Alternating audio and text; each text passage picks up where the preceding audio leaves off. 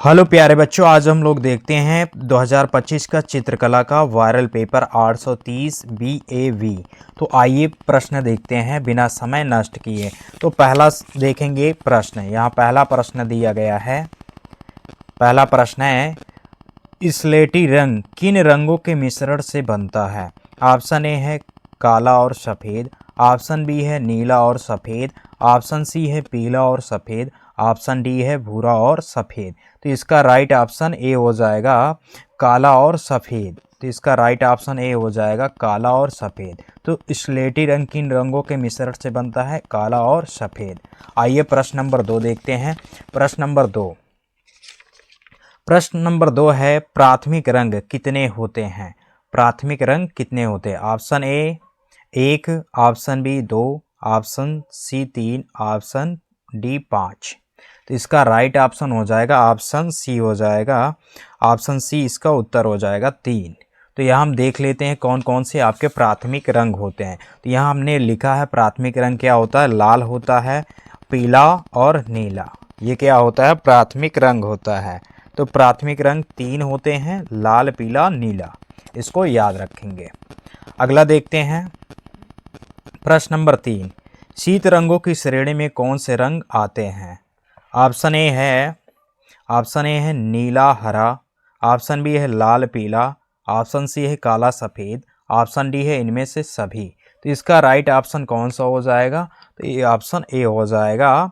शीत रंग कौन कौन से होते हैं? नीला और हरा। तो यहाँ हम आपको दिखा देते हैं शीत रंग कौन कौन से होते हैं। तो यहाँ शीत रंग कौन कौन से होते हैं? नीला, हरा, बैगनी। ये क्या होता है? शीत रंग, जिसको हम लोग ठंडा रंग बोलते हैं। तो ठंडा रंग कौन कौन सा होता है? नीला, हरा, बैगनी। इसको याद कर लेंगे। अगला प्रश्न देखेंगे। प्रश्न नंबर 4, इंद्रधनुष में कितने रंगों का चक्र है? तो ऑप्शन ए है 6, ऑप्शन बी है 7, ऑप्शन सी है 8, ऑप्शन डी है 9। तो इसका राइट ऑप्शन बी हो जाएगा 7। तो इंद्रधनुष में कितने रंगों का चक्र होता है? तो 7 रंगों का चक्र होता है। तो 7 क्या होगा? राइट हो जाएगा। प्रश्न नंबर 5 देखेंगे। नारंगी रंग किन 2 रंगों के मिश्रण से बनता है? ऑप्शन ए है लाल पीला, ऑप्शन बी है लाल हरा, ऑप्शन सी है काला नीला, ऑप्शन डी है पीला हरा। तो इसका राइट ऑप्शन हो जाएगा ए लाल और पीला। तो नारंगी रंग किन 2 रंगों का मिश्रण है? तो यह है लाल और पीला। ऑप्शन ए क्या हो जाएगा? इसका सही उत्तर हो जाएगा। अब अगला देखेंगे। प्रश्न नंबर 6, निम्न में से द्वितीयक रंग कौन सा है? तो निम्न में से द्वितीयक रंग कौन सा है? ऑप्शन ए है बैगनी, ऑप्शन बी है नारंगी, ऑप्शन सी है ए और बी दोनों, ऑप्शन डी है इनमें से कोई नहीं। तो इसका राइट ऑप्शन कौन सा हो जाएगा? इसका उत्तर कौन सा होगा? तो ऑप्शन सी हो जाएगा। बैगनी और नारंगी क्या है? दोनों ही क्या है? ये द्वितीयक रंग हैं। तो बैगनी और नारंगी दोनों क्या है? द्वितीयक रंग। तो आइए जान लेते हैं द्वितीयक रंग कितने होते हैं। तो द्वितीयक रंग कौन कौन से होते हैं? नारंगी, हरा और बैगनी क्या होता है? द्वितीयक रंग होता है।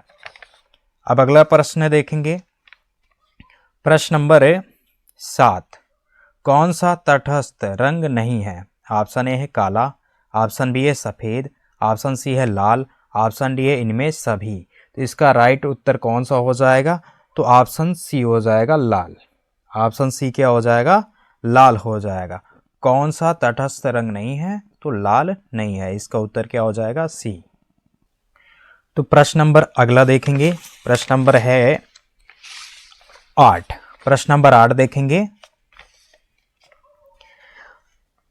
प्राथमिक रंग है। ऑप्शन ए है बैगनी, ऑप्शन बी है नारंगी, ऑप्शन सी है भूरा, ऑप्शन डी है लाल। तो प्राथमिक रंग है। तो अभी हमने पढ़ा था प्राथमिक रंग कौन सा है?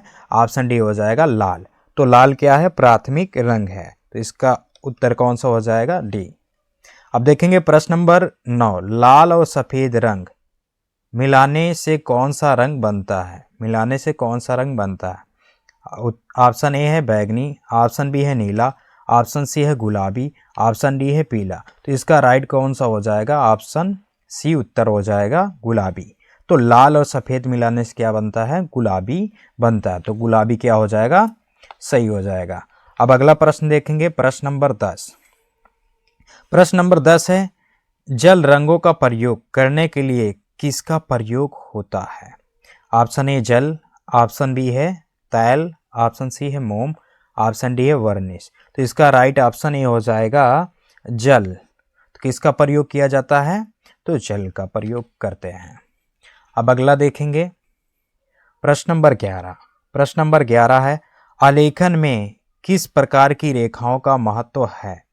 ऑप्शन ए है लयात्मक, ऑप्शन बी है सीधी, ऑप्शन सी है कठोर, ऑप्शन डी है इनमें से कोई नहीं। तो इसका राइट ऑप्शन बी हो जाएगा सीधी।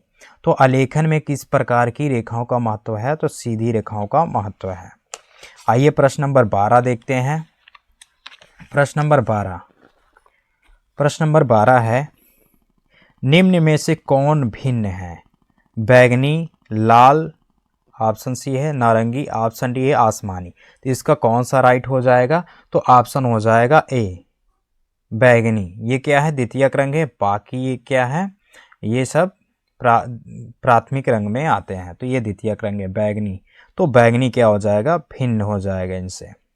अब यहाँ देखेंगे 13 नंबर। प्रश्न नंबर 13, वृत्त का आकार होता है। तो ये त्रिभुज का आकार है, और ये वर्ग का, और ये वृत्त का। तो इसका राइट ऑप्शन कौन सा हो जाएगा? सी हो जाएगा। और डी क्या है? आयताकार है। तो ये आयत का आकार है। अब देखेंगे 14, निम्न में से कौन अलग है? ऑप्शन ए है लाल पीला, ऑप्शन बी है बैंगनी नारंगी, ऑप्शन सी है नीला हरा, ऑप्शन डी है काला सफ़ेद। तो इसका कौन सा राइट आंसर हो जाएगा? काला और सफ़ेद हो जाएगा। ये इंद्रधनुष में काला और सफ़ेद रंग नहीं होता, बाकी सभी रंग क्या होते हैं? इंद्रधनुष में होते हैं। तो इसका ऑप्शन कौन सा हो जाएगा? डी हो जाएगा, काला और सफ़ेद। अब देखेंगे प्रश्न नंबर 15। प्रश्न नंबर 15 है, पीला और नीला रंग मिलाने से प्राप्त होता है।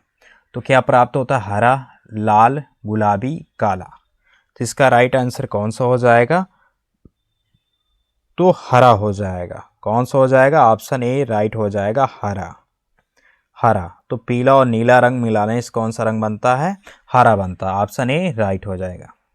16 नंबर क्वेश्चन देखेंगे, निम्न में से कौन सा उष्ण रंग नहीं है? तो इसमें बताना है कौन सा उष्ण रंग नहीं है। ऑप्शन ए है लाल, ऑप्शन बी है पीला, ऑप्शन सी है हरा, ऑप्शन डी है इनमें से सभी। तो दोस्तों यही प्रश्न आपके एग्जाम में आने वाले हैं। तो इनको बहुत अच्छे से, यानी प्री बोर्ड में आएगा तो बहुत अच्छे से क्या करेंगे, इन सभी को पढ़ लेंगे। तो ऑप्शन ए है लाल, ऑप्शन बी है पीला, ऑप्शन सी है हरा, ऑप्शन डी है इनमें सभी। तो कौन सा ऑप्शन हो जाएगा इसका? ऑप्शन हो जाएगा सी, हरा। तो उष्ण रंग नहीं है। तो कौन सा नहीं है उष्ण रंग? तो ये हरा नहीं है। बाकी सब रंग क्या है? ये हरा रंग क्या है? शीत रंग में आ जाता है, शीत। अभी आपको बताए थे। प्रश्न नंबर 17 है, निम्न में से कौन सा अलग है? ऑप्शन ए है जल रंग, ऑप्शन बी है तैल रंग, ऑप्शन सी है पेस्टल रंग, ऑप्शन डी है पेंसिल रंग। तो इसका राइट ऑप्शन कौन सा हो जाएगा? ऑप्शन हो जाएगा बी, तैल रंग। कौन सा हो जाएगा? तैल रंग। ये अलग होता है। अब देखेंगे अगला प्रश्न नंबर 18। प्रश्न नंबर 18 है, समांतर रेखाएं आगे बढ़ने पर सदैव मिलती हैं।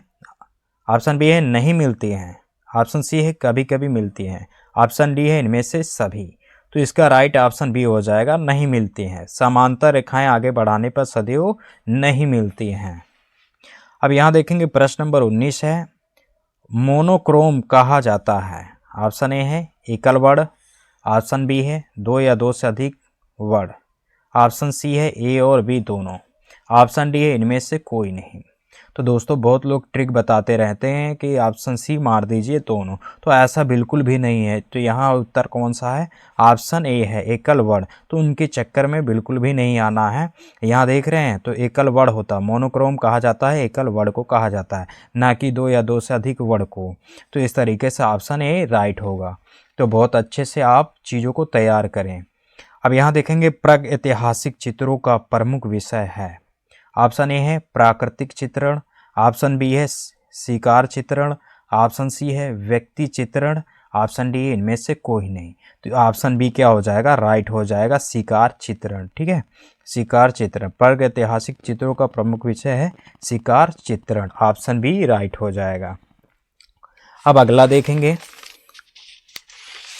अब यहाँ करेंगे प्राविधिक कला। प्राविधिक कला भी पढ़ लेते हैं। यहाँ है आप प्रश्न नंबर 1, निम्न में से कौन सा आकार त्रिभुजाकार है। अगर वो आपको आ रहा है तो आलेखन वाला करेंगे, नहीं तो प्राविधिक कला करेंगे। तो यहाँ देखेंगे निम्न में से कौन सा आकार त्रिभुजाकार है। तो ऑप्शन ए है ये वृत्ताकार है, ऑप्शन बी है ये त्रिभुजाकार है, ऑप्शन सी है ये आयताकार है, ऑप्शन डी ये वर्गाकार। तो ऑप्शन बी क्या हो जाएगा, त्रिभुजाकार है। तो ऑप्शन बी राइट हो जाएगा। अब देखेंगे अगला। यहाँ बताया गया है यदि बेलन का एक सिरा वृत्ताकार है तो दूसरा सिरा भी क्या होगा, वृत्ताकार ही होगा। तो ऑप्शन ए है आयताकार, ऑप्शन बी है शंक्वाकार, ऑप्शन सी है वृत्ताकार, ऑप्शन डी है त्रिभुजाकार। तो दोस्तों यहाँ देखेंगे तो आपका जो है बेलन इस तरीके से बनता है। तो बेलन में दोनों क्या है, एक क्या है, तो यहाँ एक वृत्ताकार, एक सिरा ये क्या है, वृत्ताकार है, तो दूसरा सिरा भी क्या होगा, वृत्ताकार होगा। तो ऑप्शन कौन सा हो जाएगा, ऑप्शन सी हो जाएगा राइट, वृत्ताकार। तो अब देखेंगे अगला प्रश्न, प्रश्न नंबर 3, घन में कुल कितने फलक होते हैं। Option A 2, option B 4, option C 6, option D 8। तो इसका राइट ऑप्शन कौन सा हो जाएगा, ऑप्शन सी हो जाएगा, 6 होते हैं। कितने होते हैं फलक, तो 6 फलक होते हैं। आइए देखते हैं प्रश्न नंबर 4, वर्ग का प्रत्येक कोण कितने अंश का होता है। तो दोस्तों वर्ग अगर हम बात करें, यहाँ वर्ग अगर बनाते हैं तो इसका जो है प्रत्येक कोण कितने का होता है। यहाँ देखेंगे तो ये 90 डिग्री का कोण बनता है। सभी में कौन सा कोण बनता है, 90 डिग्री का कोण बनता है। तो इसका राइट कौन सा हो जाएगा, ऑप्शन सी हो जाएगा 90 अंश। तो वर्ग का प्रत्येक कोण कितने अंश का होता है, तो 90 अंश का होता है। अब बात कर लेते हैं प्रश्न नंबर 5 की, समबाहु त्रिभुज का प्रत्येक कोण होता है। तो प्रत्येक कोण क्या होता है, ऑप्शन ए है 45 अंश, ऑप्शन बी है 60 अंश, ऑप्शन सी है 90 अंश, ऑप्शन डी है 180 अंश। तो इसका राइट ऑप्शन कौन सा हो जाएगा, तो ऑप्शन हो जाएगा आपका 60 अंश। तो समबाहु त्रिभुज का प्रत्येक कोण कितने का होता है, तो यहाँ देख लेते हैं। समबाहु त्रिभुज का मतलब होता है जिसकी तीनों भुजाएं क्या हो, आपस में बराबर हो। ये तीनों भुजाएं क्या हो, आपस में, तीनों भुजाएं आपस में बराबर हो, उसे समबाहु त्रिभुज कहते हैं। तो इनका योग यानी तीनों a प्लस बी प्लस सी, तीनों कोण का मान कितना आना चाहिए, तो 180 आना चाहिए। तो 90 कितना आना चाहिए, तो यहाँ हाँ 180 आना चाहिए। अगर हम यहाँ 60 ले लेते हैं और यहाँ भी 60 ले लेते हैं और यहाँ भी 60, तीनों कोण बराबर होंगे। जब तीनों भुजाएं बराबर हैं तो यहाँ 60 अंश प्लस 60 अंश और प्लस 60 अंश जोड़ देंगे तो कितना आ जाएगा, 60 60 120 और ये 60 कितना हो जाएगा, 180 अंश हो जाएगा। यानी प्रत्येक कोण का मान कितना होगा, 60 अंश होगा। तो प्रत्येक कोण का मान कितना होगा, 60 अंश। अब देखते हैं अगला प्रश्न, प्रश्न नंबर 6 कह रहा है जिस आकृति की चारों भुजाएं बराबर होती क्या कहलाती हैं। तो दोस्तों जिस आकृति में चारों भुजाएं क्या होती हैं, चारों भुजाएं बराबर होती हैं, इस तरीके से चारों भुजाएं क्या होती हैं, बराबर होती हैं, उससे हम हमेशा क्या बोलते हैं, वर्ग बोलते हैं। तो इसका राइट ऑप्शन कौन सा हो जाएगा, ऑप्शन हो जाएगा, ऑप्शन ए है आयत, ऑप्शन बी है त्रिभुज, ऑप्शन सी है शंकु, ऑप्शन डी है वर्ग। तो इसका राइट ऑप्शन कौन सा हो जाएगा उत्तर, तो ऑप्शन डी हो जाएगा इसका उत्तर। अगला प्रश्न देखेंगे, प्रश्न नंबर 7 कह रहा यदि किसी त्रिभुज की सभी भुजाएं बराबर हैं तो वह कोण कहलाएगा। तो ऑप्शन ए है समबाहु त्रिभुज, ऑप्शन बी है विषमबाहु त्रिभुज, ऑप्शन सी है समद्विबाहु त्रिभुज, ऑप्शन डी इनमें से सभी। तो अभी आपको हमने बताया था जिसके सभी क्या हो, भुजाएं आपस में बराबर हों, वो क्या होता है, समबाहु त्रिभुज होता है। तो ऑप्शन ए राइट हो जाएगा। विषमबाहु त्रिभुज में क्या होती है, तीनों भुजाएं क्या होती हैं, आपस में बराबर नहीं होती। समद्विबाहु त्रिभुज में दो भुजाएं आपस में बराबर होती है और एक नहीं होती है। अब देखेंगे प्रश्न नंबर 8 किसी आयत की दो संलग्न भुजाओं के मध्य का कोण होगा। तो मध्य का कोण कितना होता है? तो दोस्तों आयत की बात करें तो दोनों का योग का कितना होता है? तो यहाँ देखेंगे ये होता है आपका प्रश्न नंबर कौन सा है? 8।